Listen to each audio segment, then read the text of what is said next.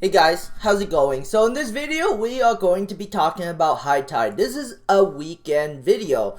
So High Tide, I like this company and they're a profitable company, but just because I like it and it's a profitable company doesn't mean that the stock price will rise. Why? Because I don't know why. I don't understand why rich people don't want to pump, because obviously, if a retail investor look at it, like, why wouldn't I want to invest into this company? They're profitable. They're not going to go bankrupt. They're making good money. They are positioned as the #1 company in Ontario. Everything is good about this company, but big money doesn't want to pump it. They're also the only retailer right now in Canada that is established in the US. They're selling CBD products through CBD City, and they are selling glass smoking accessories through the US through Glass City. There's no other company out there that does that. Like Fire and Flower doesn't do it. Out Canada doesn't do it. Only High Tide sells accessories in the United States through their subsidiary Glass City, but yet the market doesn't seem to want to award this company with a higher stock price. Why? I don't know. I don't get it. At the end of the day, the best way to make money is to determine which stocks rich people are willing to pump. And obviously, High Tide is not a company that big money wants to pump. Maybe the CEO is not doing a good enough job doing PR. But in this video, I'm not talking about the PR. I'm just going to talk about the merger between High Tide and Meta, which is really good merger, by the way. I really think it's a good merger, and they are really undervaluing how much potential money they are going to make per year through this partnership or acquisition. And so the reason why I think High Tide wanted to merge with Meta is because Meta has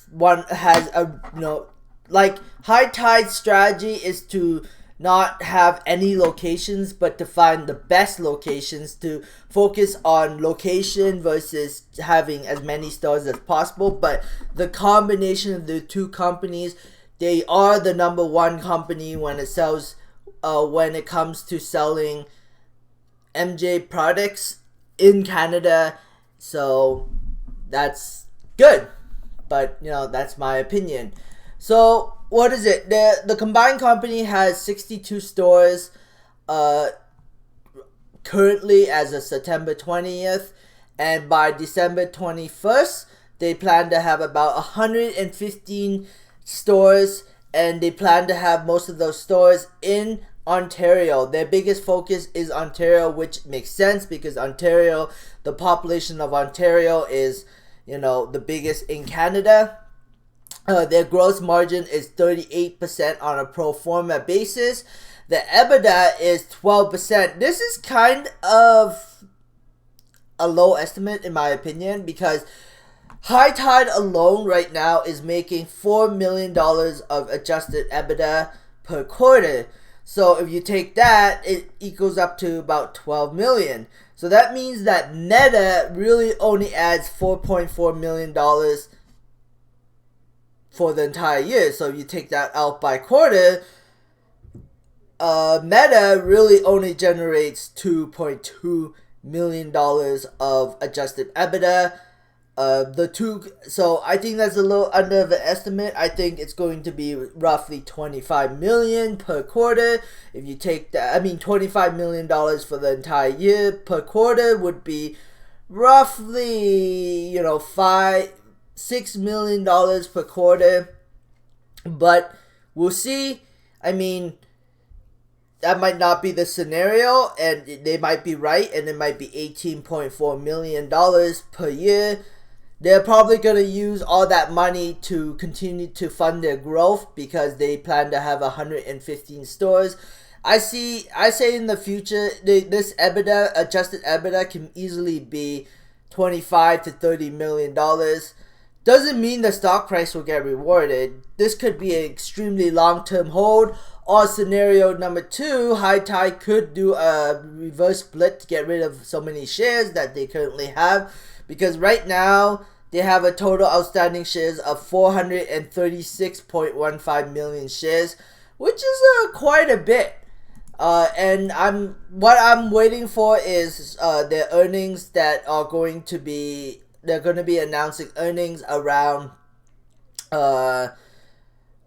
September 16th. So I would say sometime in the middle of December, maybe December 18th or 17th, or sometime in December, they are going to be announcing the earnings report.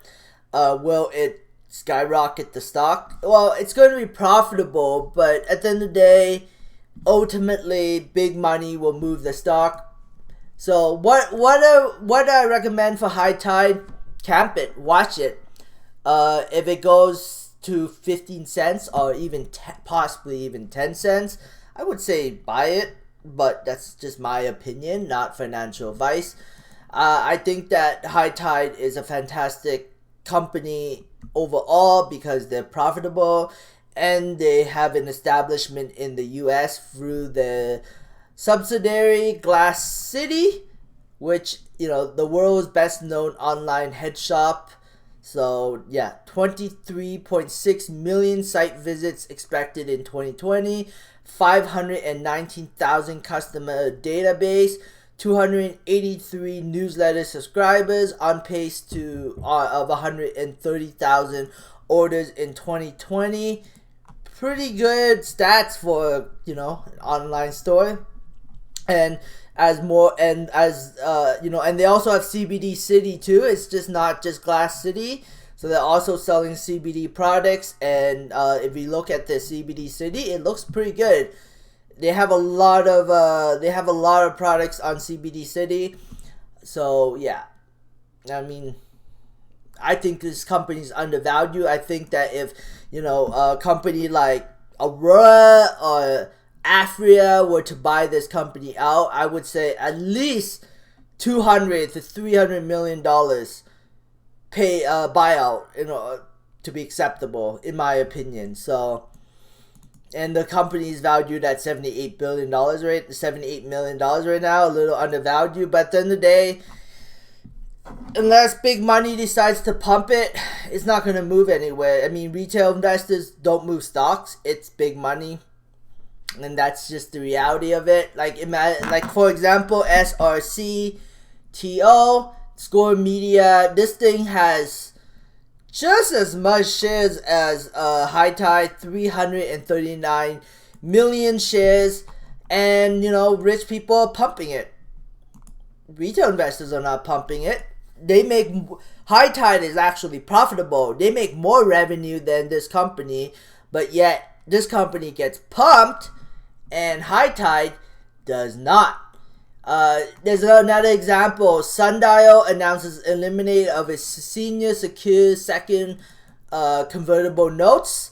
Now they have officially 744 million common shares. This was released on November 30th, 2020 at 6:30 a.m. And what happened on that day? It got pumped 100%. 100%. Do you think retail investors be like, oh yeah, I'm going to pump this thing to the moon? No, I don't think so. I think maybe day traders might see the stock rising, so they buy in and they are gambling that's going to go higher. Maybe that, but I wouldn't call it retail investors pumping this stock. But hey, you know, whatever. That's just the reality of it. High Tide doesn't want to seem to get pumped by big money. Why? I don't understand it. But Sundial Girls wants, you know, right now I'd probably be bearish on it. Could keep going higher. Who knows? If it heads to $1, that's almost $700 million market cap. That's insane. Right now it's about $400 million market cap. This outstanding shares is wrong. It's 700, not 427. So yeah, just, you know, just pointing stuff out that makes no sense. Like Sundial Grow is not profitable. They make less revenue than High Tide, and their gross margin is lower than High Tide. And rich people want to pump this stock, and they don't want to pump High Tide, even though High Tide is profitable, and they don't really need to raise any more money. And that's just the reality of it. That's just the way the market works. Rich people want to rich people want to pump Sundial. They don't want to pump High Tide. Maybe one day they will pump High Tide. No idea when, but maybe eventually. I think High Tide will benefit big time if legalization happens, because they have Glass City, right? Glass City, you know, retail, like High Tide really needs some kind of big news. Like maybe they partner up with some multi-state operator to provide them with accessories. Maybe it'll get pumped. I don't know. We'll see what kind of U.S. news would come out with High Tide. But news moves the stock. So if High Tide can impress, oh, these Meta stores look kind of nice. Meta. I mean, I think this is only a concept store. So yeah, and then this is the New Leaf store. But yeah, anyways, thanks for watching. Subscribe for future updates and have a great day. Bye.